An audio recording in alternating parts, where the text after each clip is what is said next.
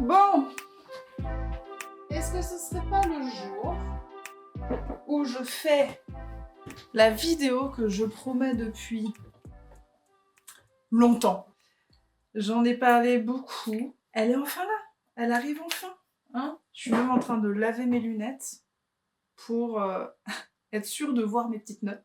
Aujourd'hui, je fais enfin le starter pack des artistes-auteurs. Ça va être un peu la vulgarisation de ce que vous devez savoir en vous lançant. Un peu tous les acronymes qui font peur, du genre l'URSSAF, l'IRSEC, ce genre de choses-là. Ça sonne pas bien à l'oreille, mais pas le choix. Vraiment, cette vidéo, elle a pour vocation de vulgariser les termes et de servir de hub pour vous renvoyer vers d'autres liens et d'autres informations. Je n'ai pas volonté à être exhaustive. Le but, c'est juste de vous mettre une accroche, vous centraliser l'information pour que vous ayez de quoi aller chercher après. Je le dis tout de suite, je ne ferai pas le SAV de cette vidéo. Voilà. Retenez-vous de m'envoyer des MP avec des questions précises. Il y a des organismes spécialisés qui sont là pour ça. Il faut leur demander à eux. En fait, cette vidéo, elle est là pour vulgariser, pour essayer de donner des bornettes à tout ce flou administratif. Et en France, même la chose la plus simple devient un merdier de paperasse et d'administration. Et là, on a un léger souci. C'est que là, vous allez monter un simili-entreprise. Quand on est indépendant, je le dis par avance, on n'a pas le choix que de devenir débrouillard. De toute façon, en devenant artiste-auteur, de base, en plus d'être une personne qui dessine, ou qui écrit, ou des choses comme ça, vous allez aussi devoir devenir communicant, vous allez aussi devoir devenir commercial de votre propre travail, comptable, juriste, parce qu'il va falloir relire les contrats, etc. Donc, vous n'avez pas le choix, vous allez devoir devenir débrouillard. Et l'administratif en fait aussi partie. Vous ne pouvez pas vous lancer dans ce métier avec ce statut si vous ne voulez pas prendre en plus toute la partie administrative. C'est le jumeau maléfique. Tu peux pas faire sans. Voilà, il est là, il va falloir s'en occuper. Alors, on va rentrer dans le dur tout de suite. C'est quoi le statut artiste-auteur? Déjà, c'est un statut bien spécifique. On est 270 000 en France à avoir le statut artiste-auteur. Et vous allez peut-être vous dire, oui, mais ça concerne que les auteurs et les autrices de bande dessinée, vu que j'en suis une, mais pas du tout. En fait, il y a un panel très large, les auteurs illustrateurs, les graphistes, il y a aussi les scénographes, les écrivains, les écrivaines, etc. Il y a une liste que vous pouvez retrouver sur le site du gouvernement, sur la page artiste-auteur. Il y a plein de professions qui sont concernées par ce statut. Mais ce qui est le plus important, c'est pour pouvoir accéder à ce statut artiste-auteur, il faut créer une œuvre d'art qui va être exploitée. Voilà. C'est ça la base même. Par exemple, les artistes-interprètes ne relèvent pas de ce régime. Par exemple, les graphistes exécutants qui font de la maquette, des choses comme ça, ne relèvent pas du statut artiste-auteur non plus. Il faut être à l'origine de son art pour pouvoir bénéficier de ce statut. Une chose est sûre, c'est que le statut artiste-auteur, il a des spécificités et même s'il a des grosses failles, il a au moins en fait, il est allégé sur certaines cotisations, mais par contre, il est très excluant. C'est-à-dire que tu peux pas faire tout et n'importe quoi avec le statut artiste-auteur. Si ça, comme je vous l'ai dit juste avant, si ça ne relève pas de la création d'art, ça rentre pas dedans. Donc vous pouvez pas rentrer des revenus qui viennent d'autres choses. C'est là où beaucoup de potes à moi cumulent artiste-auteur et auto-entrepreneur pour, par exemple, pouvoir ouvrir un shop, faire ce genre de choses. Alors, je préchote aussi tout de suite, parce qu'en fait, des termes sont rattachés à des définitions et on a tendance à les utiliser un peu n'importe comment. Le statut auto-entrepreneur est un statut. Voilà. On peut se dire que vu que je suis artiste-auteur, c'est une auto-entreprise parce que c'est une entreprise de moi-même, mais en fait, légalement, l'auto-entreprise est un statut. Donc, je n'ai aucune idée de comment ça marche, parce que je suis en statut artiste-auteur et pas en statut auto-entrepreneur. Voilà. Donc, j'ai parfois des gens qui me posent des questions en panique, en me disant « Comment ça marche l'auto-entrepreneur, l'auto-entreprise, etc. J'ai un problème ?» J'en ai aucune foutue idée. Hein. Vraiment. Vous irez faire vos propres recherches de votre côté, mais une chose est sûre, les deux se cumulent. Il est aussi cumulable à d'autres professions. Alors, je ne sais pas, il me semble qu'il y a certaines professions qui n'acceptent aucun autre statut, mais j'en sais rien. Mais je sais que j'ai des potes qui sont salariés avec un statut artiste-auteur. Par exemple, moi j'ai été salariée pendant des années avec un statut artiste-auteur, ça n'a jamais posé aucun problème, au moins là-dessus. Ça me permettait de prendre quelques boulots de freelance à côté si j'avais besoin, et il n'y avait aucun problème. Il va te falloir un numéro SIRET. Tu n'as pas le choix. À partir du moment où tu es indépendant, il te faut un numéro SIRET. C'est un peu ton immatriculation pour ta caisse ou ton numéro de sécurité sociale. À partir du moment où tu ouvres un statut, il te faut un numéro SIRET. Peut-être que tu vas être tenté de te dire oui, mais je fais ça à côté de mon métier, c'est pas beaucoup d'argent, etc. Dans la loi française, à partir du moment où il y a transaction, il faut que tu le remontes à l'administration. Voilà. Et pour le remonter à l'administration, il te faut un numéro d'immatriculation. Si tu veux faire du black, ça te concerne. Je n'en dirai pas plus parce que je n'ai pas envie d'aller en prison. Voilà. Avant de pouvoir aller t'inscrire en tant qu'artiste-auteur, il te faut un numéro SIRET. Et donc il va falloir faire une déclaration sur le magnifique site bloqué dans les années 90 du CFE. Alors, moi, ça fait très longtemps que j'ai fait ma déclaration, donc j'avais complètement oublié. Mais là, pour faire cette vidéo, j'ai cliqué sur le lien et j'ai vraiment fait « Waouh !» J'irai pas plus loin dans le process de ce que tu dois remplir, etc. Il y a des guides là-dessus. La Ligue des auteurs, par exemple, a fait énormément de guides. Je te mets le lien en barre d'infos. Ça va être la phrase que je vais dire pendant toute la vidéo. Ensuite, il va falloir que tu ailles te déclarer auprès d'un organisme que tu vas apprendre à connaître très vite. Il s'appelle l'URSSAF Limousin. L'URSSAF Limousin, c'est le fameux jumeau maléfique. C'est notre sécurité sociale. Alors, souvent, quand on est jeune dans le métier, et je dis pas juste jeune au sens jeune, mais jeune juste dans le métier, hein, tu peux avoir 50 ans et être jeune dans le métier, on peut avoir tendance à mélanger tous les organismes. Alors, il faut savoir qu'il y a d'un côté les impôts, l'URSSAF Limousin, qui est la sécurité sociale, et il y en a un autre dont je vais parler après, qui s'appelle l'IRSEC, qui est la complémentaire retraite. Les impôts et la sécurité sociale, ce n'est pas du tout la même chose. Hein.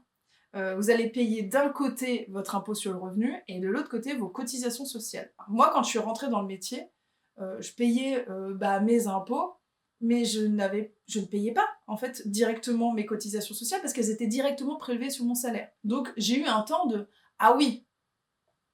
il faut que je paye mes cotisations sociales. Cette cotisation-là, ça sera pour ta sécu, pour ta retraite, etc. En fait, même si ces organismes, qui sont par exemple les impôts et l'URSSAF Limousin, ne sont pas ensemble, ne fonctionnent pas pour la même chose, elles ont un tronc commun qui est ton chiffre d'affaires. Parce que forcément, ça a marché au pourcentage. Ils vont prendre des pourcentages sur ton chiffre d'affaires pour financer les impôts et financer la sécurité sociale. Voilà. L'URSSAF, c'est comme les impôts, vous allez devoir déclarer tous les ans. Tous les ans, vous allez devoir déclarer votre chiffre d'affaires et des cotisations sur l'année suivante seront basées sur ce chiffre d'affaires. Note au passage, si vous prenez des bouquins qui datent d'avant 2020, vous n'allez pas du tout voir apparaître le terme URSSAF Limousin. Vous allez voir apparaître Maison des artistes et AGESA. C'était la même chose, mais avant 2020. En 2020, suite à des énormes dysfonctions et un énorme merdier interne, la Maison des artistes et l'AGESA ont été absorbées par la branche URSSAF Limousin. À l'heure actuelle, la sécurité sociale des artistes-auteurs n'est plus du tout gérée par ces deux organismes, c'est l'URSSAF Limousin. Ces termes-là, c'était le vieux temps, d'accord? Alors, quand vous allez vous inscrire à votre statut, il va falloir choisir le régime. C'est un peu le bigou. Vous avez deux choix. C'est comme chocolat vanille, voilà. Vous avez micro BNC et déclaration contrôlée. Dans 99,9% des cas, vous allez choisir pour commencer votre activité le micro BNC. Voilà.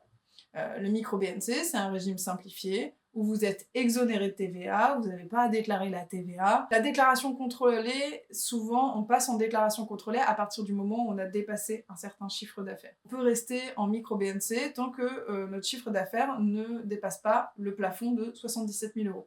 Quand on dépasse ce plafond-là, on doit passer en déclaration contrôlée, donc avec de la TVA, tout ça, etc. Ça nécessite souvent de prendre un comptable. Là encore, si vous voulez plus d'informations là-dessus, je vous mets des liens en barre d'infos. C'est le moment de découvrir un troisième larron, notre cher poteau, l'IRSEC. Alors, l'IRSEC, c'est quoi? C'est la retraite complémentaire des artistes-auteurs. Vous n'aurez à la payer que si vous dépassez le chiffre d'affaires de 9 000 €. En dessous, vous n'êtes pas obligé de la payer. Au-dessus, vous êtes obligé de la payer. Alors pourquoi une retraite complémentaire alors que je viens de vous expliquer qu'on cotisait pour la retraite avec l'URSSAF? Il s'avère qu'on ne cotise pas assez. Cette retraite complémentaire a été rendue obligatoire parce qu'on s'est rendu compte que les personnes qui partaient en retraite de cette profession se retrouvaient dans une précarité crasse parce qu'elles avaient sous-cotisé. Et là, pareil, vous allez devoir la déclarer une fois par an et vous allez pouvoir la payer soit en une fois, soit en l'étalant. Voilà, il y a toujours ces options-là.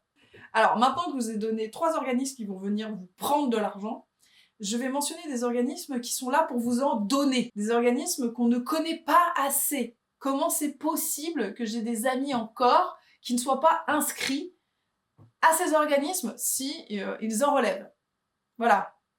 La meuf est énervée. Ces organismes sont appelés des OGC pour organismes de gestion collective. Ces organismes, ils collectent du droit pour les artistes et ils les redispatchent après entre les artistes qui sont membres. Entre nous, on appelle ça de l'argent magique. Ça fait un complément vraiment intéressant. Genre moi, à l'heure actuelle, ça me fait un 13e mois. Donc, je dis pas que vous, ça va vous faire un 13e mois, mais moi, à l'heure actuelle, ça me fait un 13e mois. Donc c'est non négligeable. Je vais vous présenter ces OGC et il faut s'inscrire si vous en relevez. Premièrement, la SOFIA. Alors la SOFIA, je vais vous dire qui peut en relever, comme ça on le sait tout de suite.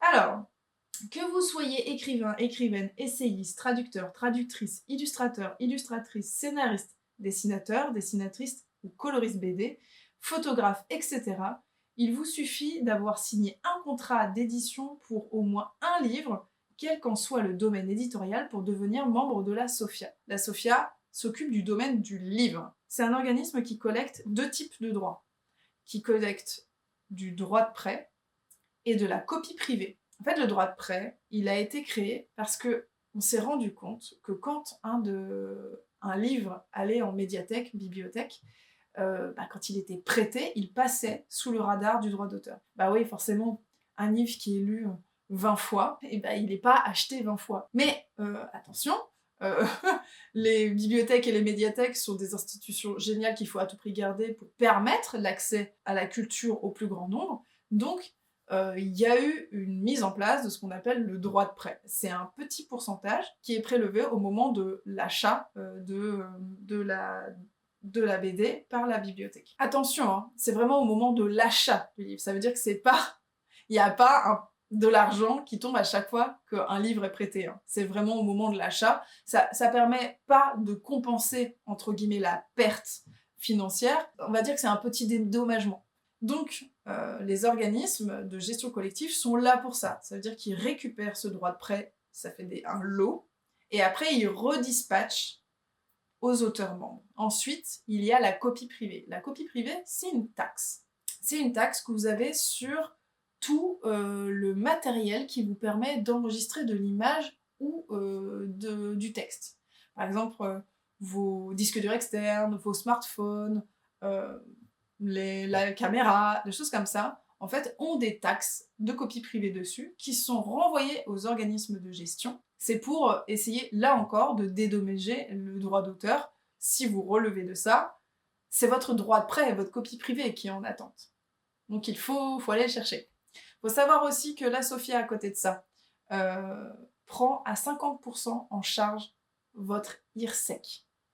Vous voyez ce dont je vous ai parlé, la retraite complémentaire. Si vous êtes membre de la SOFIA prend en charge 50% de votre retraite complémentaire. Alors peut-être vous allez vous dire, mais comment ça se fait que mon argent, là, je ne sois pas au courant et mon argent il est gardé dans des caisses et la Sofia se roule dedans allègrement vu que je ne suis pas allée le chercher. Non. Non, non, non. La Sofia est aussi ce qu'on appelle un financeur d'action culturelle. Une immense majorité de vos, en fait, des irrépartissables, des biens qui ne sont pas répartis, partent dans ce qu'on appelle l'action culturelle. Ça peut être des très gros festivals comme des tout petits festivals de poésie à trifouiller les oies, ou les très gros festivals et autres salons du livre. Et c'est à ça que servent les droits pas répartis. Il peut arriver que des maisons d'édition vous inscrivent par intermédiaire à la Sofia et collectent votre droit à la Sofia pour vous le rendre par l'intermédiaire de vos relevés de droits. Voilà. Moi je sais que, je crois que c'est chez Delcourt, j'ai mon droit de prêt qui passe par Delcourt. Moi j'aurais tendance à dire qu'il vaut toujours mieux s'inscrire à la Sofia.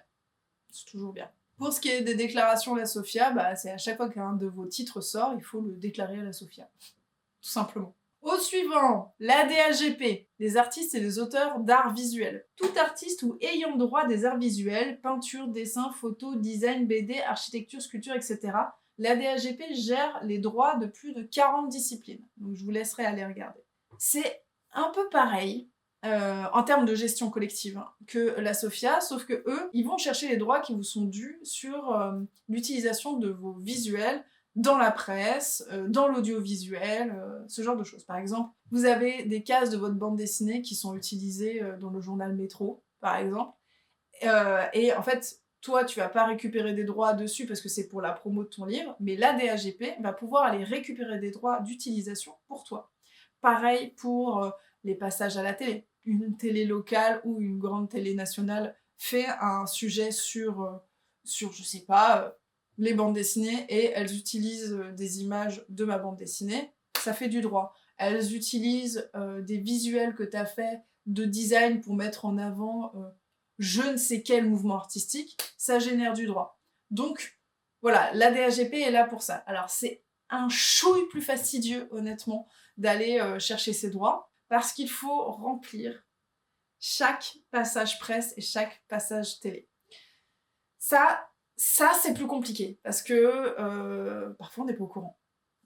Tout simplement. Alors, heureusement, avec les réseaux sociaux, maintenant, on est quasiment au courant de tout. C'est un peu une vigie constante. Mais voilà. Et aussi, ça arrive que dans les maisons d'édition, c'est souvent les grosses maisons d'édition, il y a un pôle presse. Et en fait, les maisons d'édition sont très souvent, voire tout le temps, notifiées par les journalistes quand ils font un article sur une BD de leur catalogue. Moi, je sais que chez Glénat, ils me font des PowerPoint. Voilà, la BD, votre BD, elle est passée dans Télématin, elle est passée là, donc à la suite. Et moi, mais ça c'est un bonheur. Glénat, quand ils font ça, c'est un bonheur. Ça me permet, après, moi, de remplir grille par grille où est-ce qu'elle est passée ma BD, etc. Et puis, bah, quand vous faites des interviews pour un magazine ou un journal, bah, vous le savez, vous le notifiez. Dès que ça sort, vous pouvez faire une déclaration à DGP. Donc, vraiment, faites-le au fil de l'eau, ça vous évitera de courir partout à la fin de l'année en mode genre, oh putain, j'ai pas fait ma déclaration, merde, qu'est-ce qui s'est passé en février dernier, enfin, vous en souviendrez jamais. Ça, c'est un chouille plus fastidieux, j'avoue, mais c'est toujours vos droits. Il y a aussi un autre organisme qui gère sensiblement la même chose que la DGP, ça s'appelle la SAFE. Moi, je ne suis pas à la SAFE, je suis à la DGP, donc je crois qu'il faut que tu choisisses soit l'un, soit l'autre. Moi, j'ai choisi la DGP, voilà. Et aussi, au passage, si vous faites aussi de la vidéo, il faut s'inscrire à la SCAM. C'est sensiblement la même chose aussi. La SCAM, ils vont récupérer du droit pour toi. Voilà, donc si tu as une chaîne YouTube, n'hésite pas à rentrer tous les liens de tes vidéos, de tes chaînes YouTube, et ils vont aller collecter du droit pour toi. Alors, je me souviens plus, pour tous ces organismes, comment on procède pour s'inscrire pas à pas, mais souvent, il faut que tu remplisses un formulaire, et il y a des frais d'inscription à la suite de ça. Alors, c'est des frais d'inscription une fois pour toute la vie, donc ne soyez pas rebutés par ça. Il me semble même que certains organismes te laissent le choix de soit payer tout de suite, soit de dire je ne paye pas tout de suite, mais vous pouvez vous prélever sur les premiers droits que j'engrange. Voilà, il y a parfois ce choix-là qui peut se faire. Inscrivez-vous. Vraiment, non, je rigole pas, inscrivez-vous vraiment pour de vrai. Remplissez ce formulaire et faites pas chier, quoi. Un autre point Alors là, c'est pas un organisme ni rien. Je vous refile le cadeau que je vous ai fait il y a quelques années maintenant. C'est mon tableur Excel. Voilà. Je vous ai fait ça, je crois, en 2020. Je ne sais plus. Je vous ai donné en fait mes 3 feuilles de calcul que j'utilise quotidiennement, ce qui me permet de m'organiser, de pas galérer après faire mes déclarations, à savoir à quelle sauce je vais être mangée en termes de cotisation, tout ça. Et ça vous permet d'avoir vraiment un point de vue global sur votre chiffre d'affaires, votre entreprise personnelle, et de pas vous laisser vampirisé en fait par cet administratif qui peut être très très obscur. Il y a 3 feuilles de calcul et une page d'explicatif. Je vous donne tout ça, il n'y a pas besoin d'en dire plus parce que tout est expliqué dans la partie texte. Je le répète encore et toujours, c'est marqué partout, mais avant de débouler sur ces feuilles de calcul, il faut à tout prix que vous lisiez tout pas à pas pour tout comprendre. Maintenant que vous connaissez les noms des organismes et à quoi ça sert, quoi qu'est-ce, eh bien, vous pouvez utiliser ces feuilles de calcul avec grand plaisir. Voilà. Et enfin, dernier point, les syndicats. C'est très important dans notre profession de se rapprocher d'un syndicat.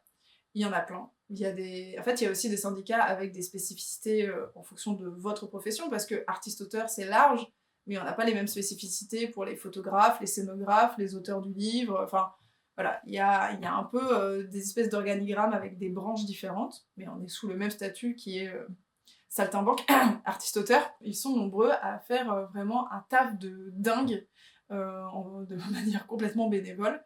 Moi, je vais pouvoir vous parler principalement des syndicats que je connais, c'est-à-dire des syndicats qui sont liés aux livres et aux arts visuels. Énorme big up à la Ligue des auteurs, qui font un taf de vulgarisation sur les réseaux sociaux dingo. La moitié des liens que vous avez en barre d'infos, c'est eux qui les ont faits. Ils ont fait des fiches techniques, des vidéos vulgarisatrices. Ils sont très très présents pour protéger nos droits, parce que c'est une vraie galère, en fait. Vu qu'on n'est que 270 000, c'est vraiment une goutte d'eau par rapport aux autres professions en France.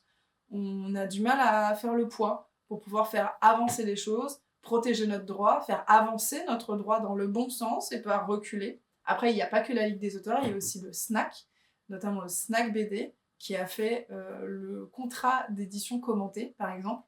Je vais parler que de certaines choses, mais ils font un taf de fou, hein, tous. Mais voilà, des points très importants. Le SNAC BD a donc développé le contrat d'édition commenté, parce que vraiment, si vous avez déjà essayé de lire un contrat d'édition, c'est imbitable. Vraiment, il faut être juriste. Et scoop, on ne l'est pas. Donc voilà, ils ont fait ça pour permettre de vulgariser, d'expliquer et être proactif, et de ne pas rester dans l'ignorant à signer un contrat comme ça. Ne signez jamais un contrat comme ça, je vous en supplie. Il y a aussi par exemple la charte des auteurs illustrateurs jeunesse, avec qui on doit les fameux tarifs chartes. Les tarifs chartes, c'est des tarifs qui encadrent les interventions dans les écoles, les rencontres, les tables rondes. Avant, c'était vraiment la foire à rien, souvent. Ce qui fait que maintenant, ça devient la valeur étalon. Si vous faites une rencontre, une table ronde, un atelier, référez-vous toujours au tarif charte. Et il y a aussi des associations qui font du gros taf. Par exemple, Centrale Vapeur, qui est basée à Strasbourg, il me semble, qui n'est pas du tout un syndicat, mais qui propose énormément de ressources pour t'aider en tant qu'artiste-auteur, qui propose aussi des permanences juridiques. Ça aussi, très important, beaucoup de syndicats proposent des permanences juridiques pour t'aider sur des soucis juridiques, pour te permettre de relire des contrats, ce genre de choses. Donc vraiment, intéressez-vous à ça. Vraiment, il faut se renseigner sur tous les organismes. Moi, j'ai fait une formation en partenariat avec l'ADAGP, et c'était la juriste de Centrale Vapeur, donc c'est très interconnecté, pour nous aider en fait sur la partie juridique et pouvoir relire des contrats.